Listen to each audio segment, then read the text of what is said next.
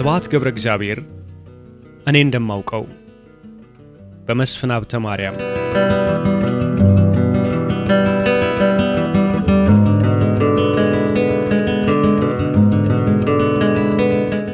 ሰው በፈጠራ ሥራ በገጸ ባህሪነት ይሳላል። በተለይ በልብ ወለድ ከሌሎች ተውጣቶ ከሚፈለገው ድርጊት ጋር ተቀነባብሮ ራሱን እንዲሆን ይደረጋል። የሚያውቁት ሰው ግን በቁሙ እንዳለ እንደሚያውቁት ተደርጎ ይቀረጻል። በቃላት ፎቶ እንደመነሳት ማለት ነው። በሕይወት እያለ የሚቀረጽ ሰው አንድ የሚደነቅ ባህሪ ያለው ሊሆን ይችላል። በሙያው ምን አይነት ተሰጥኦ፣ ችሎታ፣ ልምድ አለው? ለሙያው ያለው ፍላጎት፣ ፍቅር፣ ጥረት ምን ይመስላል? የተፈጥሮ ጠባዩ፣ ለነገሮች ያለው አመለካከት፣ እምነቱና አስተሳሰቡ፣ በጠቅላላው እንደ ማንኛውም የሰው ልጅ ራሱን የሚያደርገው ማንነቱ በብዕር ሲዳሰስ ለጸሐፊው ትዝታ መግለጫ፣ ለአድናቂዎቹም ብሩህ እይታ ማሰባሰቢያ ይሆናል።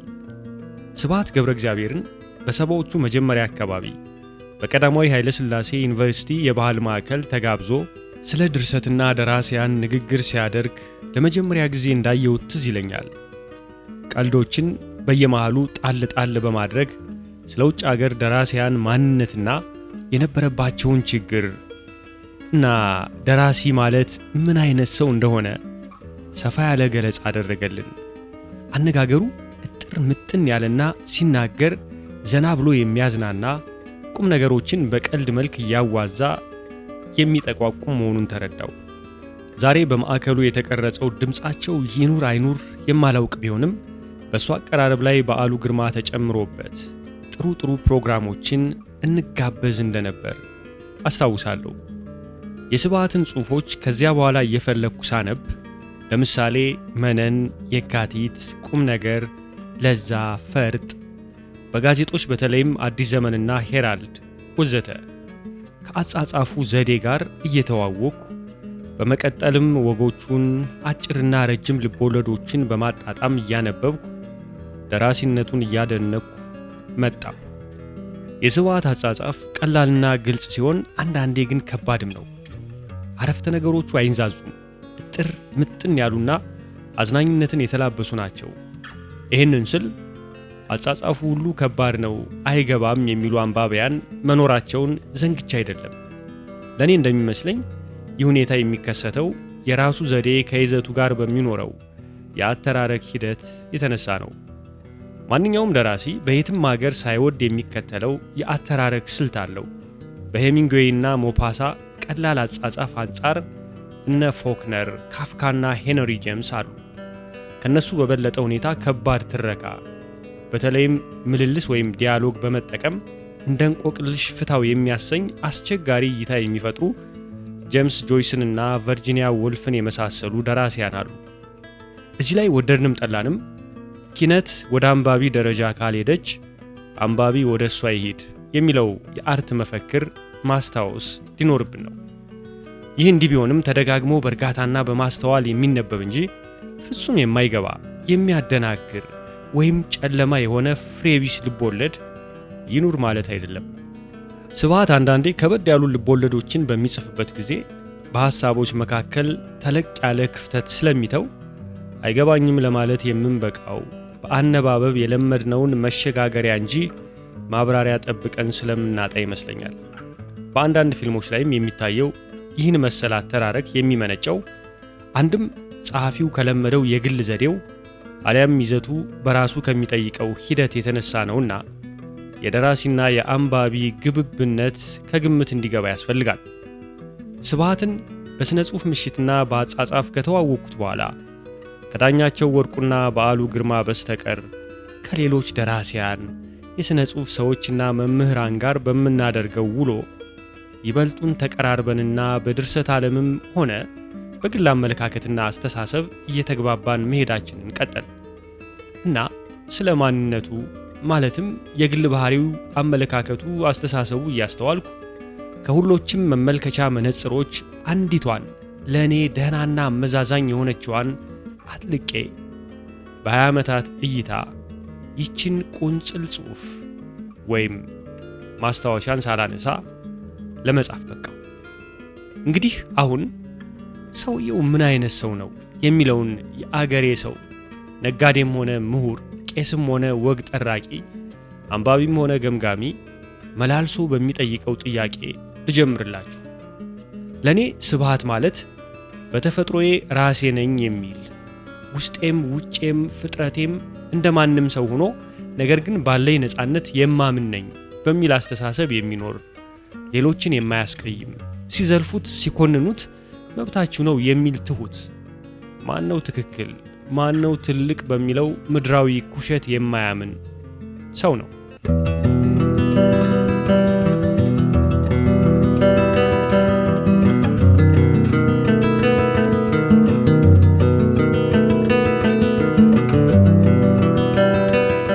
ይህንን ጽሑፍ ቢፈርድልኝም ቢፈርድብኝም እኔ ብዬ ነውና የጀመርኩት እኔ እስከማውቀው ድረስ ሰዎችን ሲያማ ክፉ ሁኔታዎችና መጥፎ ሰዎችን በክፉነታቸው ሲቃኝ ወይም ማህበራዊ ሴራ ውስጥ ራሱን ጀቡኖ ሲዶልት አይቸውም ሰምቸውም አላውቅም።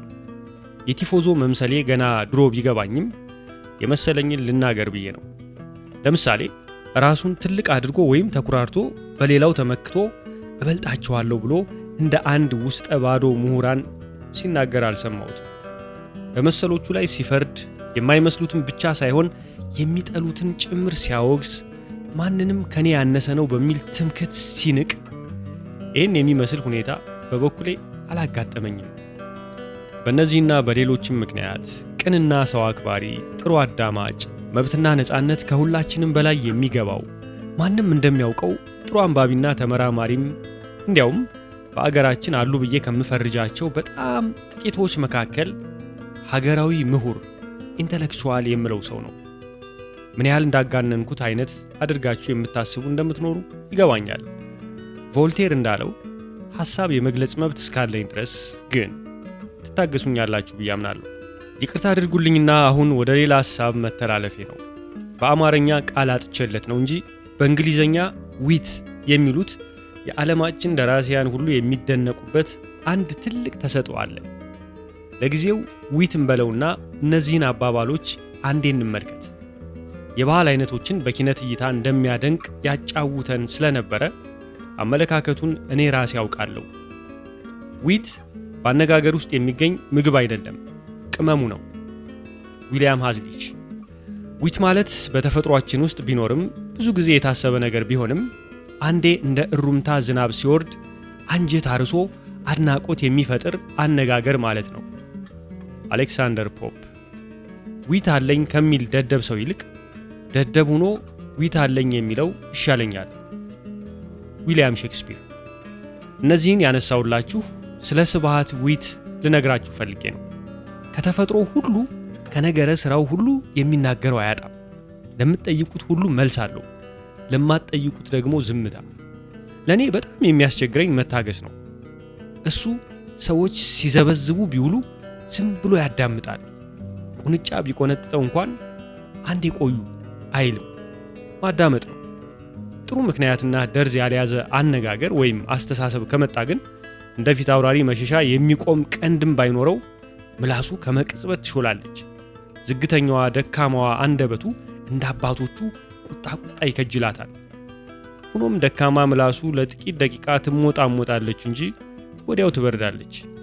በይሲላት ደግሞ ቱክ ትላለች። ስብሃት ማለት ግሎ የሚበርድ ብረት ይሁን እንጂ ሰዎችን ማስተዋል ሲፈልግ ከፍ ዝቅ እያለ እንደማይጠፋ የሻማ መብራት ነው። በወስፊ አይኖቹ ሰዎችን እያፈራረቀ እያየ አካባቢውን ሁሉ እየቃኘ ምንም ሳይናገር የሚጽፈውን ነገር በሆዱ ይጽፋል። በሐሳቡ ጭልጥ ብሎ ይሄዳል። ኮሰስ ባለችው ቁመናው ብድግ ብሎ እያዘገመ ወጣ ሲል እንኳ በሰላ አእምሮው ለጎረምሳ የሚሰወር ነገር እንኳን አያመልጠውም። እውነት ለመናገር ስብሃት ገብረ እግዚአብሔር ትግሬ ሆኖ የትግሬዎች ሁሉ ዲሞክራት ነው። አንድ ቀን ጓደኛዬ ቤት ቁጭ ብለን የትግረኛ ተሐድሶ ስናይ እነዚህ ደግሞ ውዝዋዜያቸውን አይለዋውጡትም ማለቱ ትዝ ይለኛል። ለኔ እንደሚገባኝ የትግረኛ ባህላዊ አቀራረብን ጠላ ማለት አይደለም። እንዲያውም የኢትዮጵያን ብሔር ብሔረሰቦች የተለያዩ ባህላዊ ውዝዋዜዎች ይወዳል ማለት ነው። አንድ ጊዜ ደግሞ ትግረኛ ፕሮግራም ያደክበት ቋንቋ ትግረኛ ሆኖ ሳለ ለምን በትግረኛ ልቦለድ አልጻፍክም ተብሎ በቴሌቪዥን ሲጠየቅ ከተፈሪ መኮንን ትምህርት ቤት ጀምሬ አማርኛ ለመድኩ፣ የምጽፍ እስከሆነ ድረስ በለመድኩትና በሚመቸኝ አማርኛ ቋንቋ ብጽፍ ምን አለበት ያለ ሰው ነው። እና አትጠራጠሩ፣ ኮሰስ ብሎ ብታዩትም ስብሐት ማንም የሚያውቀው የለየለት ዲሞክራት ነው። ቼጎቬራን ከክርስቶስ ጋር ያመሳሰለ ደራሲ የውስጡን ደፋር አቋም አያሳይም ትላላችሁ? ዛሬ መቼም ለይቶልኛል። ሙሉቀን መለሰ እንደዘፈነው ዘፈን ገና ብዙ አለብኝ አንዴ ጀምር ያለውና ልፍለፋዬን ልቀጥል ማለቴ ነው። ዊት ሲባል የዚያው በዚያው ድንቅ አባባል መሆኑን ቀደም ብዬ ጠቅሼላችኋለሁ። ጆርጅ በርናርድ ሾው፣ ዊንስተን ቸርችል፣ ሳሙኤል ጆንሰን፣ አብርሃም ሊንከን የታወቁበት ተሰጥኦ ነው። ታዲያ ስብሐት በራሳችን ደረጃ እኛኑ የምትመስል የራሱ ዊት ያለው ቢሆን ምን ያስገርማል? ለነገሩማ የቅዱስ ያሬድን ዜማና የግዕዝ ቅኔ ብቸኛ ሀብቴ ነው በምትል አገር ከዚያም በላይ ቢጠበቅ የሚያስገርም አይሆንም ነበር። እና ስብሐትን ከነመንግስቱ ለማ ጋር በሚጋራው የሰላ አንደበቱ ነገር ሰምቶ ነገር በቅጽበት ጣል ሲያደርግ የዋዛ ሰው አይምሰላችሁ። ትንሽ ልዩነት አለው ቢባልም የዚያ ምክንያቱ ተፈልጋ በግድ አለው የምትለው እንደ መንዚዎች ጎተት ብላ የምትወጣው ድምፁ ናት። በቀልድ መልክ ይሁን ጥቂት ምሳሌዎች አለባቸው። ሞት ትፈራለህ ይባላል። ስብሐት አንተስ? ጠያቂ ታዲያ ለምን በግልጽ አልነገርከውም? ስብሐት ሰው ነኛ። ጠያቂ ያልኩትን አንዳችሁም አልሰማችሁም፣ ልክ ነኝ? ስብሐት ገና ሳትናገር ያወቅከው ነገር ነበር። ከመሃላችን አንዱ የእሷን ውበት ለማወቅ ዓመታት ይፈጅባቸዋል። ስብሐት በአቋራጭ ነግረህናል።